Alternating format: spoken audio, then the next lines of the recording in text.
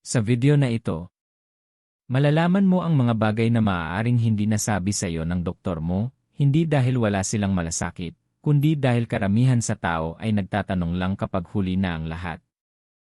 Hayaan mo akong magtanong ng seryoso. Ikaw ba ay nasa edad 60 pataas? At napapansin mong gising ka tuwing gabi? 1 beses, 2 beses, minsan 3, 4 o 5 beses. Para lang umihi. Kung huwag mong baliwalain ang video na ito. Huwag mong skip. Huwag mong isipin na normal lang ito sa pagtanda. Dahil paano kung sabihin ko sa iyo na maaaring nagkakaproblema na ang iyong mga bato ngayon, tahimik at matiisin. At hindi mo pa nararamdaman ang sakit. Narito ang katotohanan na sinasang-ayunan ng maraming espesyalista sa bato. Ang mga bato ay hindi sumisigaw. Bumubulong lang sila. At kapag nagsimulang sumigaw, maaaring huli na ang lahat. Kung pamilyar ito sa iyo, i-drop ang maya sa comment section ngayon. Makinig ng mabuti. Sa video na ito, malalaman mo. Bakit ang madalas na pag-ihi sa gabi ay isa sa mga unang senyales ng stress sa bato? Bakit iniisip ng marami sa edad 60 pataas na normal lang sa edad, samantalang ito ay maagang senyales ng panghihina ng bato?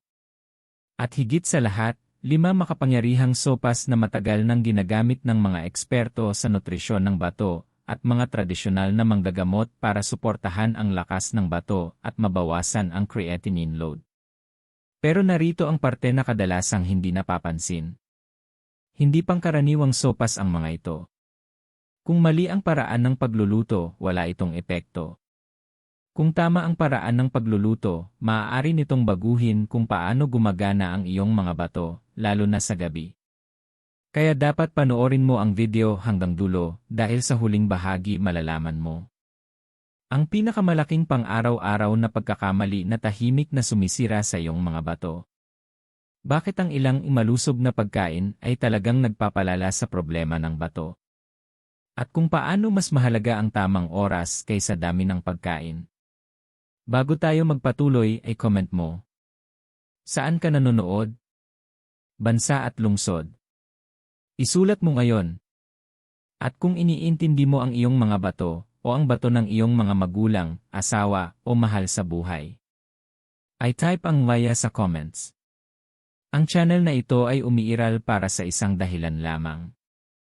Ibahagi ang totoong kaalaman sa nutrisyon na suportado ng pananaliksik at karanasan.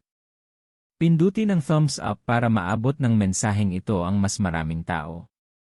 At mag-subscribe sa Gintong Sustansya, dahil lahat ng ibinabahagi namin dito ay nakatuon sa natural na pagpapagaling, pag-iwas sa sakit, at lakas mula sa loob. Manatili ka sa akin.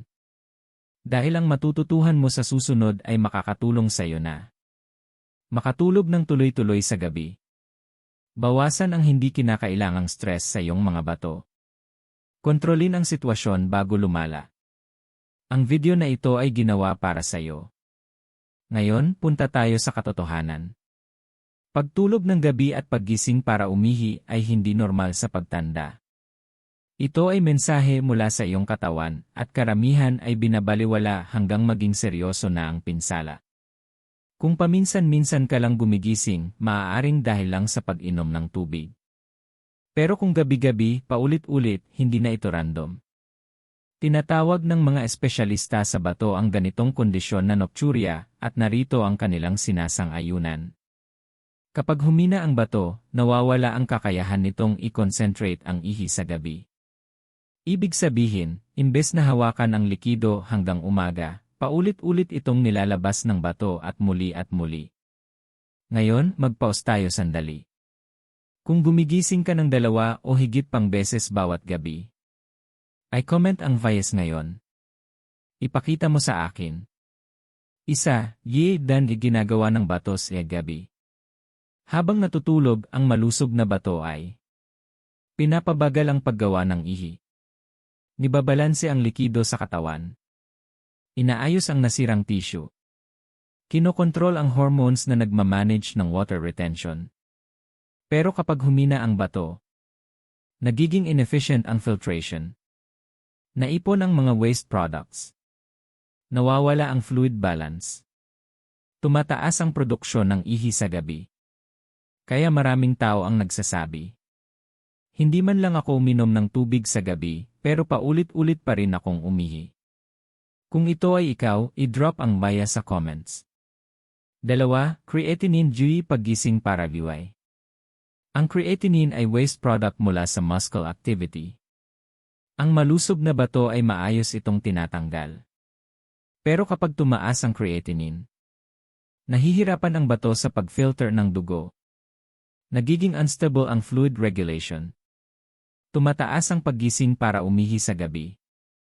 Sinasabi ng mga nephrology experts na ang mataas na creatinine ay hindi lang numero, senyales ito na nasa stress ang iyong bato. Ang delikado pa rito. Maraming tao ang nalalaman lang ang mataas na creatinine pagkatapos na malala na ang pinsala sa bato. Kung sinubukan mo na i-check ang creatinine mo o nag-aalala dito, comment maya. 3. Pinapalala ng edad pero hindi iba ni sanhi. Linawin natin. Hindi sinisira ng pagtanda ang bato. Lifestyle ang sanhi. Pero habang tumatanda ka, natural na bumabagal ang filtration ng bato.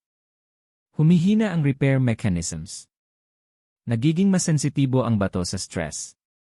Kapag pinagsama ang maling pagkain, sobrang asin, dehydration, gamot, at inflammation, lumalabas ang nocturia bilang maagang babala. Kaya mas nararanasan ito ng mga tao sa edad 60 pataas. Kung ikaw ay 60 pataas, ay type ang via sa comments. 4. Bakit hindi palaging nakakagawa ng solusyon yan gamot? Maraming tao ang binibigyan ng diuretics, blood pressure drugs, prostate medications. Pero narito ang problema. Ang mga gamot na ito ay maaaring kontrolin ang sintomas. Pero madalas hindi pinapalakas ang tissue ng bato.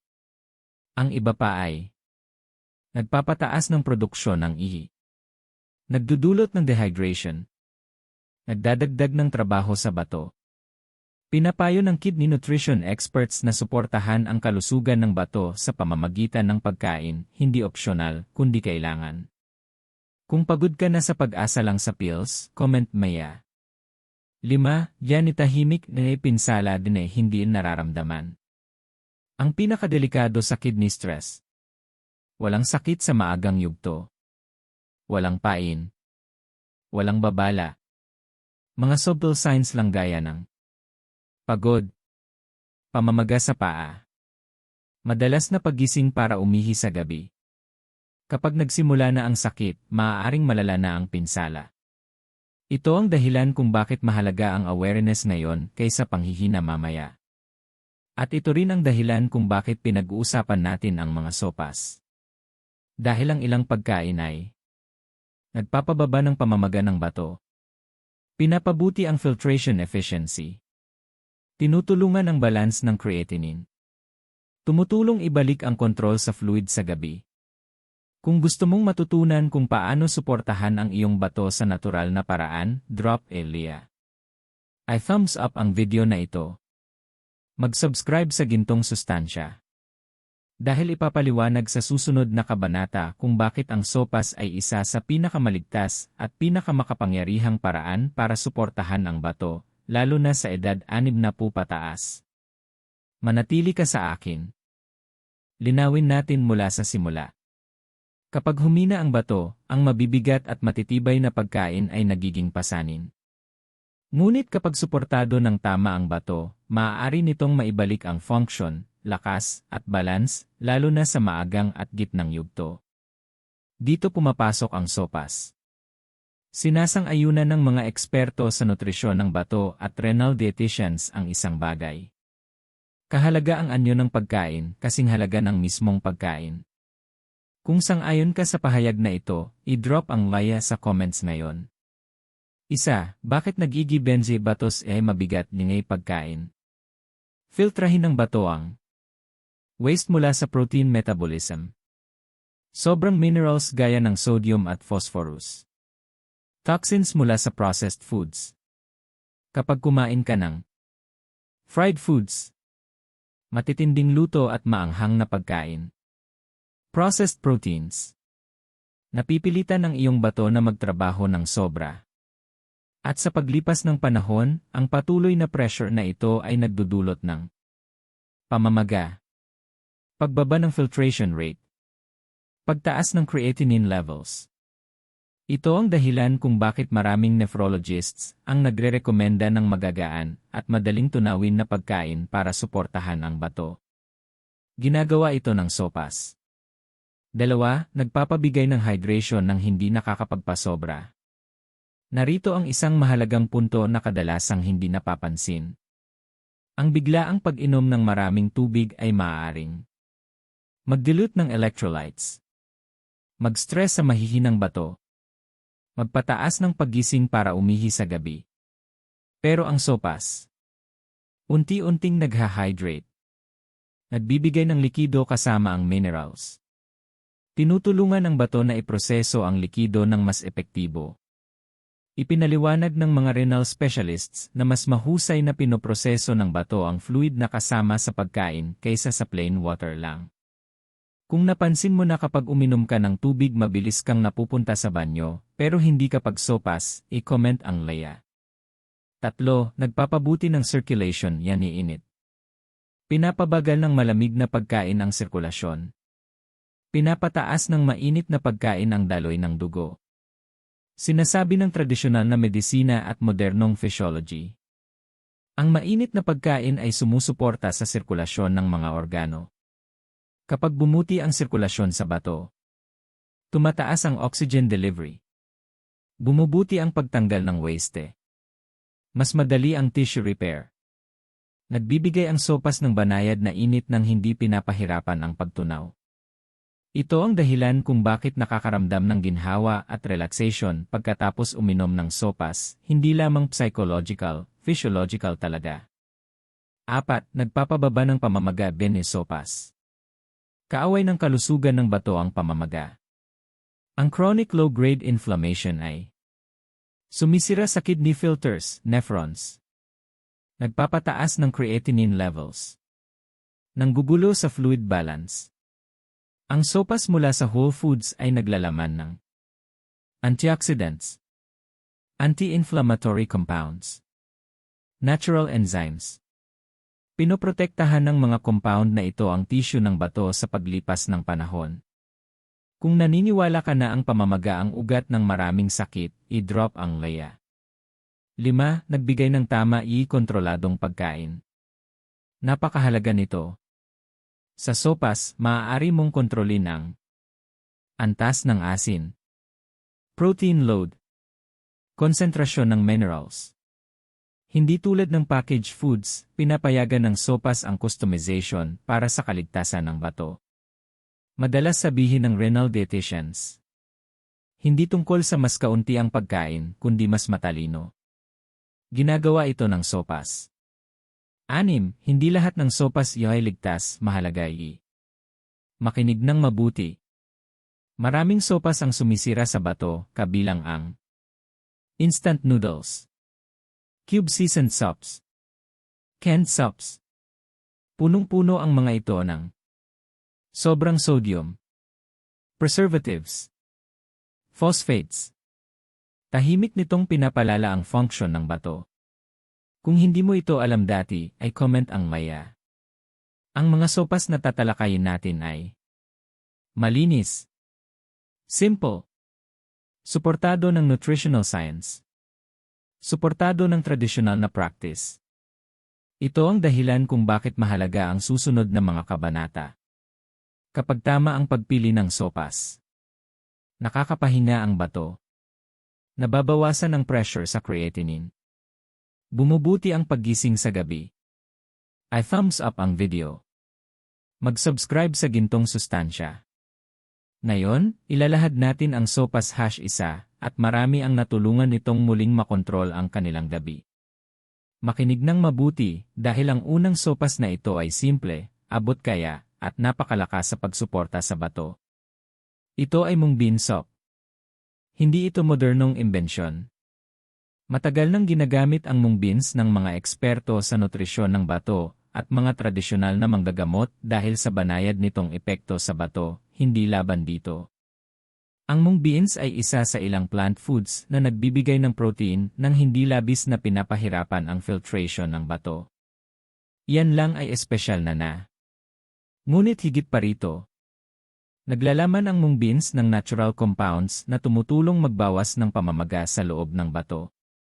At isa sa pinakamalaking dahilan ng pagbaba ng filtration ng bato ay pamamaga.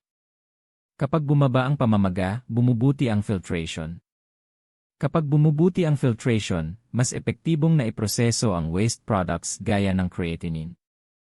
Dahil dito, napapansin ng marami na pagkatapos ng regular na pagkain ng mung bean soup, hindi lang nila nararamdaman na magaan ang katawan.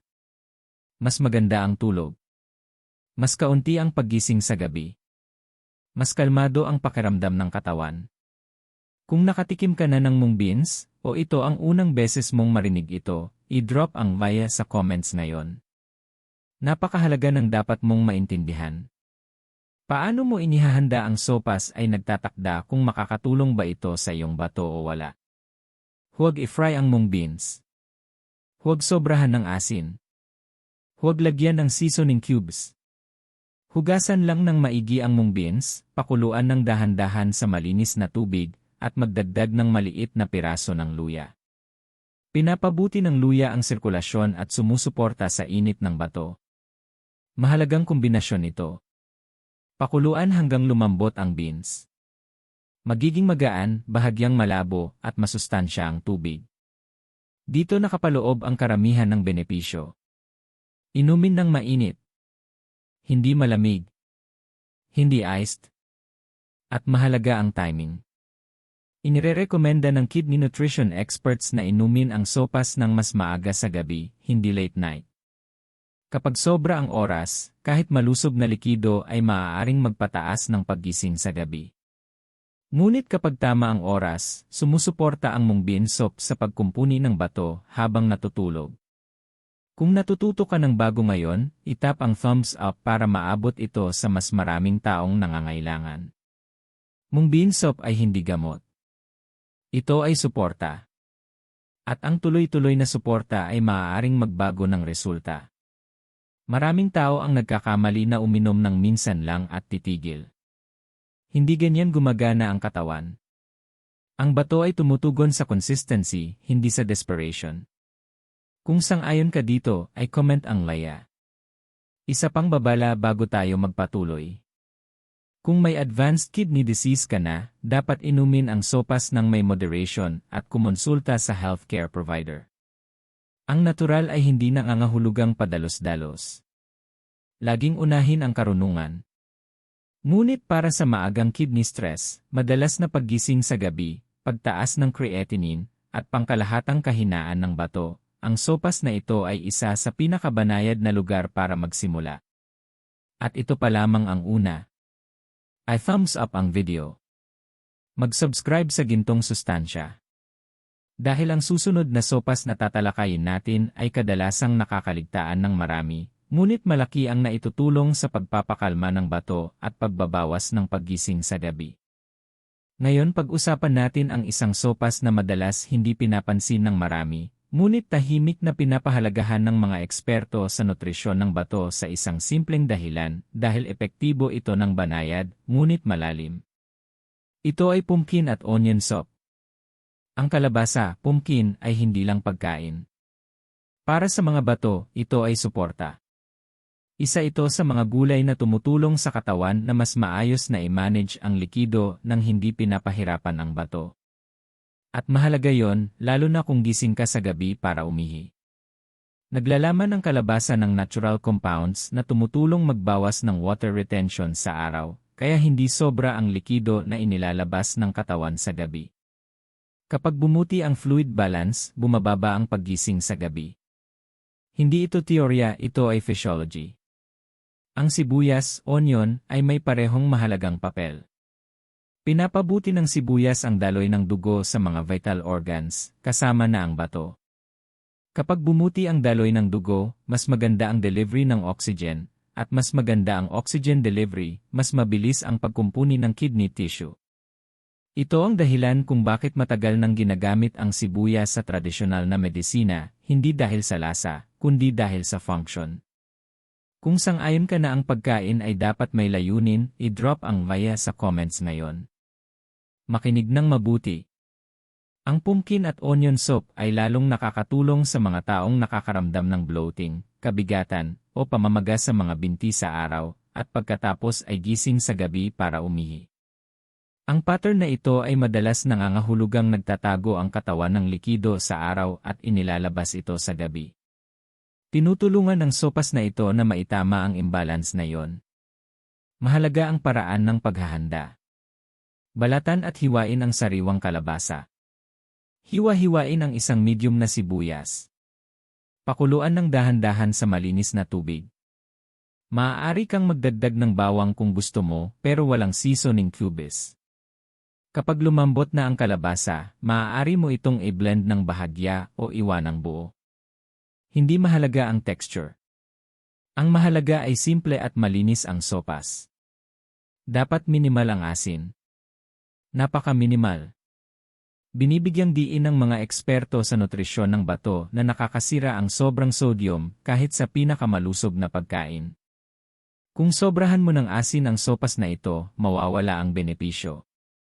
Kung naintindihan mo ito, ay comment ang maya. Narito ang mahalagang bagay na kadalasang nakakaligtaan ng marami. Ang kalabasa ay mayaman sa beta-carotene at antioxidants. Tinutulungan ng mga compound na ito na protektahan ang kidney cells laban sa oxidative stress, isa sa mga tahimik na sanhi ng pagbaba ng function ng bato. Sa paglipas ng panahon, nasisira ng oxidative stress ang maliliit na filters sa loob ng bato. Pinipigilan ng kalabasa ang prosesong ito. Ito ang dahilan kung bakit ang sopas na ito ay hindi tungkol sa mabilisang resulta.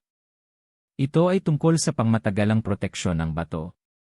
Ang mga taong regular na kumakain ng sopas na ito ay madalas nakararamdam ng soble, ngunit makapangyarihang pagbabago. Mas kalmado sila sa gabi. Bumubuti ang tulog. Hindi nila nararamdaman ang palagiang urge na umihi. Maliit na pagbabago ito, pero napakahalaga ng maliit na pagbabago sa kalusugan ng bato. Kung natututo ka ng mahalagang impormasyon dito, itap ang thumbs up. Linawin natin. Ang sopas na ito ay hindi kapalit ng medikal na pangangalaga. Ito ay suporta sa bato, hindi laban dito. Mas epektibo ang pagkain kapag kasang-ayon ito sa katawan, hindi laban sa katawan. Kung ikaw ay higit 60 taong gulang, nakakaranas ng madalas na paggising sa gabi, o nag-aalala sa creatinine levels, nararapat na isama ang sopas na ito sa iyong routine. At nagsisimula pa lang tayo. I thumbs up ang video. Mag-subscribe sa Gintong Sustansya. Ang susunod na sopas na tatalakayin natin ay isang pagkain na marami ang natatakot sa una, ngunit kapag naintindihan, ito ay nagiging isa sa pinakamakapangyarihang tool para sa suporta ng bato. Makinig ng mabuti sa sopas na ito, dahil marami ang nakaririnig tungkol dito, ngunit ilan lang ang nakakaalam kung paano ito gamitin ng tama. Ito ay okra soup, minsan tinatawag na okra water, at sa usapin ng suporta sa bato, may natatanging epekto ito. Hindi malakas ang okra dahil ito ay agresibo. Malakas ang okra dahil ito ay banayad. Ipinaliwanag ng mga eksperto sa nutrisyon ng bato na isa sa pinakamalaking kaaway ng bato ay instability, hindi stable na blood sugar, hindi stable na fluids, hindi stable na inflammation. Tinutulungan ng okra na pakalmahin ang instability na iyon. Naglalaman ang okra ng soluble fiber na nagiging natural gel kapag bahagyang niluto. Pinapabagal ng gel na ito ang digestion, tinutulungan ang pagkontrol ng blood sugar, at binabawasan ang biglaang spikes na nagpapahirap sa bato. Kapag mas kalmado ang blood sugar, mas kaunti ang pinsalang natatamo ng bato sa paglipas ng panahon. Kung nasabihan ka na ikaw ay borderline diabetic o nag-aalala sa sugar levels, i-drop ang maya sa comments ngayon. Ngayon, isang bagay na hindi naintindihan ng marami. Kapag stressed ang bato, hindi lang ito nahihirapan sa pag-alis ng waste, nahihirapan din sa irritation. Ang irritation na iyon ay nagdudulot ng pamamaga, at ang pamamaga ay nakakaapekto sa normal na kontrol ng ihi, lalo na sa gabi. Tinutulungan ng okra na pakalmahin ang irritation na yon. Hindi sa pamamagitan ng pagpapahirap sa bato, kundi sa pamamagitan ng pagbawas ng friction sa loob ng sistema. Ito ang dahilan kung bakit marami sa regular na gumagamit ng okra soup ang nakararamdam ng mas kaunting urge na umihi sa gabi. Hindi agad-agad. Unti-unti. Pinalitan ng calm ang urgency. Mahalaga ang paghahanda dito. Huwag i-fry ang okra. Huwag gawing mataba o malapot. Huwag lagyan ng labis na mantika. Hugasan lamang ang sariwang okra, hiwain ng bahagya, at pakuluan ng dahan-dahan sa malinis na tubig. Dapat magaan ang sopas, bahagyang madulas, hindi mabigat. Ang magaan na texture ay hindi problema, ito ay benepisyo. Inumin ng mainit, hindi malamig. Ang malamig na pagkain ay nagpapabagal ng sirkulasyon, at mahalaga ang sirkulasyon sa pagkumpuni ng bato. Mahalaga rin ang timing. Mas mainam inumin ang sopas sa mas maagang oras ng araw o maagang gabi. Kung sobra na sa gabi, maaari pa ring tumaas ang paggising sa gabi dahil ito ay likido. Ang layunin ay suporta, hindi kaguluhan. Kung naintindihan mo ito, ay comment ang maya. Paalaala. Ang natural na pagkain ay hindi shortcut. Ito ay mga tool. Pinakamainam ang okra soup kapag regular na iniinom, sinamahan ng bawas na asin, magagaan na pagkain sa gabi, at paggalang sa limitasyon ng katawan. Kung inaasahan mo ang milagro sa isang gabi, mabibigo ka. Ngunit kung bibigyan mo ng oras ang katawan, tutugon ito. Maraming tao ang iniiwasan ang okra dahil sa texture o mga mito. Pero hindi iniintindi ng bato ang lasa, iniintindi nila ang balanse. Kung sang-ayon ka rito, itap ang thumbs up. Isa pang paalala. Kung may advanced kidney disease ka na o nasa fluid restriction, moderation ang susi. Laging sundin ang payo ng healthcare provider. Ang karunungan ay nagpoprotekta sa progreso. Ngunit para sa maagang kidney stress, madalas na paggising sa gabi, at pag-aalala sa creatinine, ang okra soup ay nananatiling isa sa pinaka-underrated na suporta. I thumbs up ang video. Mag-subscribe sa gintong sustansya. Ngayon pag-usapan natin ang isang bagay na madalas hindi naintindihan, kinatatakutan, o mali ang paggamit ng marami, ang bone broth. Kapag naririnig ng mga tao ang bone broth, agad nilang naiisip ang mabigat, maalat, at matabang sopas. Hindi iyon ang tinutukoy natin dito. Ang ganitong klase ng broth ay maaaring makasama sa mahihinang bato. Ang tinutukoy natin ay magaan, malinis, at maingat na inihandang bone broth, at kapag ginawa ng tama, may espesyal itong papel sa suporta sa bato. Ipinaliwanag ng mga espesyalista sa bato na kapag stressed ang bato, hindi lang ito nananatili sa bato. Humihina ang mga kalamnan. Nababawasan ang lakas ng buto. Bumababa ang enerhiya. At nagiging vicious cycle ito, dahil ang mahihinang kalamnan ay nagpo-produce ng waste ng hindi epektibo na nagpapataas ng pressure sa creatinine. Dito pumapasok ang magaan na bone broth. Nagbibigay ang bone broth ng amino acids gaya ng glycine at proline, hindi sobra, kundi sa anyo na mahusay magagamit ng katawan. Sinusuportahan ng amino acids na ito ang tissue repair nang hindi pinapahirapan ang filtration ng bato. Kung naniniwala ka na kasing halaga ng detox ang lakas, i-drop ang maya sa comments ngayon. Makinig ng mabuti. Ang sopas na ito ay hindi tungkol sa dami. Ito ay tungkol sa kalidad at pag-ingat. Huwag pakuluan ang buto ng matindi ng maraming araw. Huwag labisan ng asin ang broth. Huwag inumin parang tubig. Pakuluan ang malinis na buto ng dahan-dahan, tanggalin ang taba, at panatilihing magaan ang broth. Malinaw. Simple. Walang seasoning cubes. Walang artificial flavorings. Minimal na asin kung mayroon man. Ang layunin ay nourishment ng walang pressure. Maraming eksperto sa nutrisyon ng bato ang binibigyang diin na ang labis na protein ay isa sa pinakamabilis na paraan para lumala ang kidney stress. Ngunit ang maliit, kontrolado, at madaling maabsorb na nutrients ay maaaring sumuporta sa repair. Ito ang balanse na ibinibigay ng bone broth kapag ginamit ng wasto. Kung bago sa iyo ang konseptong ito, i-comment ang VAYA. Narito ang isang mahalagang bagay na bihira pag-usapan. Ang mahihinang bato ay kadalasang kasabay ng mahina rin na digestion. Kapag hindi maayos ang digestion, hindi na-absorb ng tama ang nutrients, kahit mula sa malusog na pagkain. Sinusuportahan ng bone broth ang gut lining at digestion, na indirektang nagpapababa ng workload ng bato.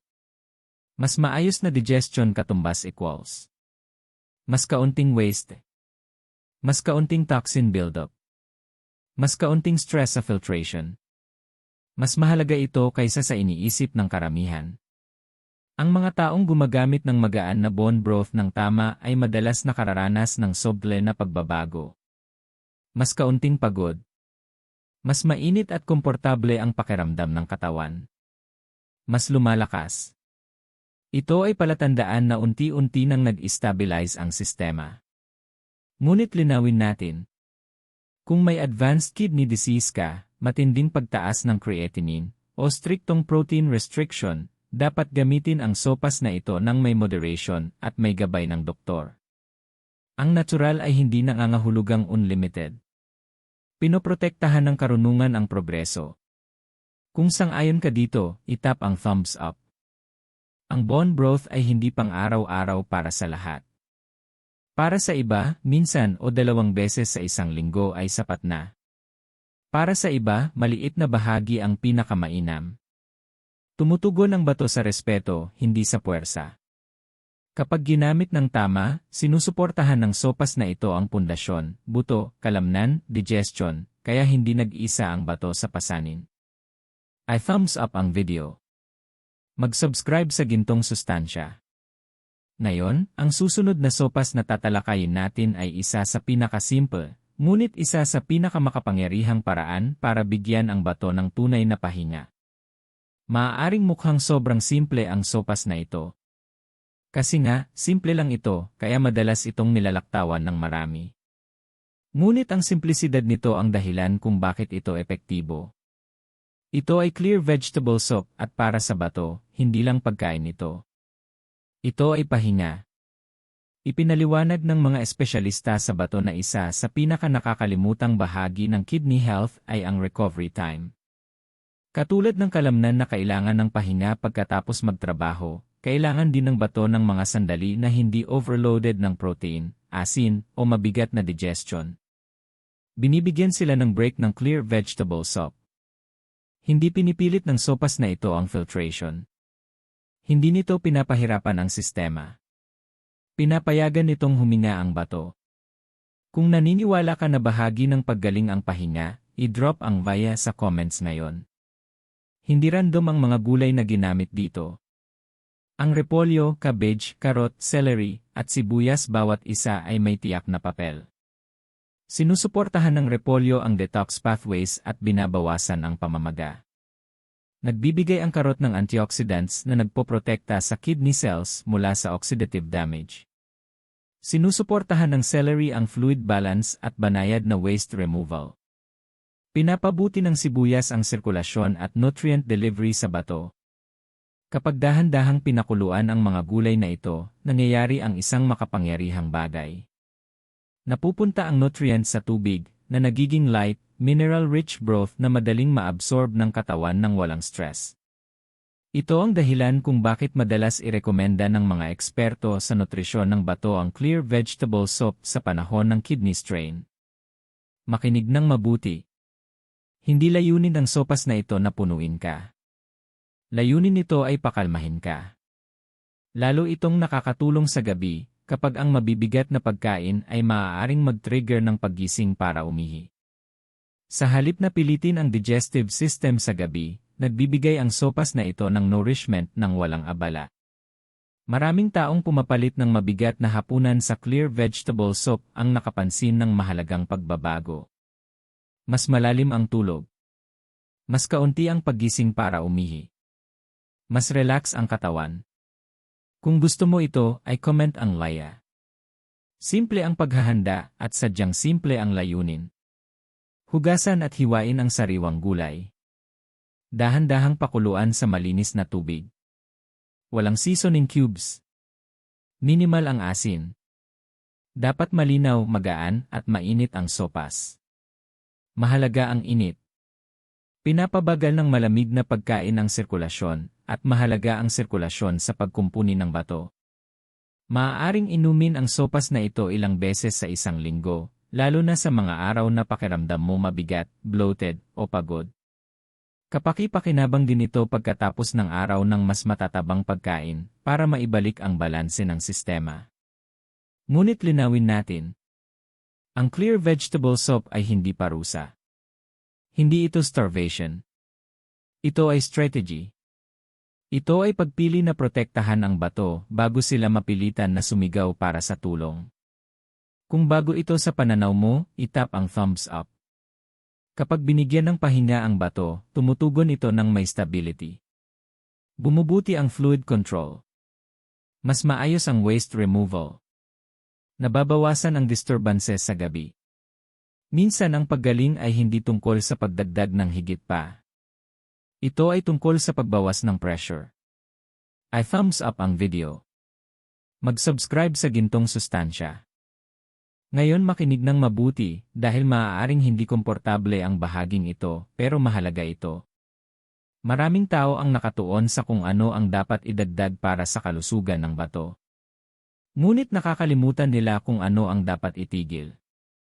At ang mga susunod na pagkakamali ay tahimik na sumisira sa bato araw-araw, walang sakit, walang babala, walang awa. Kung nagawa mo na ang alinman sa mga ito, hindi ito tungkol sa sisihin ka. Ito ay tungkol sa kamalayan. Unang pagkakamali, labis na asin, kahit mukhang malusog ang pagkain. Ang asin ay hindi lang nagpapataas ng presyon ng dugo. Pinipilit ng asin ang bato na mag-imbak ng tubig, pinapataas ang filtration pressure, at unti-unting sinisira ang maliliit na filter na tinatawag na nephrons. At ang delikadong bahagi, ang asin ay nagtatago kahit saan. Seasoning cubes. Packaged spices. Tinapay. Sausawan. Pagkain sa restaurant. Maraming tao ang nagsasabi, hindi ako kumakain ng maalat, pero hindi sumasang-ayon ang kanilang mga bato. Kung tapat kang aminin na maaari itong ikaw, i-comment ang Vice ngayon. Ikalawang pagkakamali, pagkain ng mabibigat na pagkain sa gabi. Sa gabi, dapat nagpapahinga ang katawan mo. Dapat bumagal ang trabaho ng bato. Pero kapag kumakain ka ng mabigat, maalat, o mataas sa protina na pagkain sa gabi, pinipilit mo ang bato na magtrabaho habang natutulog ka. Ipinapakita ng workload na ito ang madalas na pagising sa gabi para umihi. Hindi magandang tulog. Pagod sa umaga. Kung madalas kang kumain ng gabi, i-drop ang maya sa comments. Ikatlong pagkakamali, pag-ignore sa mga maagang sintomas dahil walang sakit. Ito ang isa sa pinakadelikadong pagkakamali. Hindi agad masakit ang kidney damage. Walang matinding sakit. Walang malakas na alarm. Mayroon lang mga banayad na senyales. Namamaga ang mga paa. Foamy urine. Pagod. Madalas na pagising sa gabi para umihi. Maraming tao ang binabaliwala ang mga senyales na ito hanggang sa ipakita ng blood test ang mataas na creatinine at sa oras na yon, malala na ang pinsala. Kung minsan mo nang binaliwala ang sintomas na umaasa na mawawala lang ito, i-comment ang Leia. Narito ang katotohanang dapat maintindihan mo. Hindi biglaan na nawawala ang kalusugan ng bato ng karamihan. Unti-unti itong nawawala sa mga araw-araw na gawin na inuulit ng hindi iniisip. Isang cube lang sa isang pagkain. Isang late na pagkain sa gabi. Isang hindi pinansin na sintomas. Kung binubuksan nito ang iyong mga mata, itap ang thumbs up. Linawin natin. Hindi mahina ang iyong mga bato. Mapagpasensya sila. Tahimik silang nagtatrabaho. Nag-a-adapt. Nagko-compensate. Hanggang dumating ang araw na hindi na nila kaya. At kapag dumating ang araw na yon, limitado na ang mga opsyon. Pero hindi kailangang dumating ang araw na yon. Binabago ng kamalayan ang kinalabasan. Binabago ng konsistensya ang kinalabasan. Binabago ng respeto sa katawan ang kinalabasan. Kung nanonood ka pa rin ng video na ito, ibig sabihin, bahagi ng sarili mo ay nais protektahan ang kalusugan mo at mahalaga yon. I thumbs up ang video. Mag-subscribe sa Gintong Sustansya. Sa huling kabanata, magsasalita ako ng direkta sa iyo, tungkol sa kahulugan ng lahat ng ito, at kung ano ang maaari mong simulan gawin ngayon. Ngayon, habang nararating natin ang huling kabanata ng video na ito, huminga ng malalim at talagang pakinggan ang ating ibinahagi. Ang iyong mga bato ang tahimik na bayani ng iyong katawan. Araw-araw silang walang kapaguran, nagfi-filter ng toxins, nagbabalance ng fluids, at pinananatiling mataas ang iyong enerhiya. Ngunit maraming tao ang nakakalimot sa kanila, at ang mga babala, tulad ng madalas na paggising sa gabi o labis na pagod, madalas na binabaliwala. Narito ang katotohanan, matibay ang iyong mga bato, pero kailangan din nila ng tulong mo. Ang mga sopas at natural na remedyo na tinalakay natin ngayon ay hindi lang tungkol sa pagpapababa ng creatinine, ito ay tungkol sa pagbabalik ng iyong sigla, enerhiya, at kapayapaan ng isip. Isipin mong gumising sa umaga na refreshed, hindi tumatakbo sa banyo kada oras, hindi pabigat ng discomfort.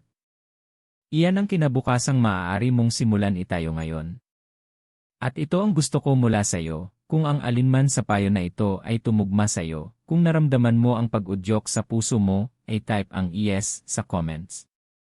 Sabihin sa akin kung saan ka nanonood dahil gusto kong malaman kung sino ang natutulungan ko ngayon. Ang iyong kwento, lokasyon, karanasan, mahalaga ito sa komunidad na ito.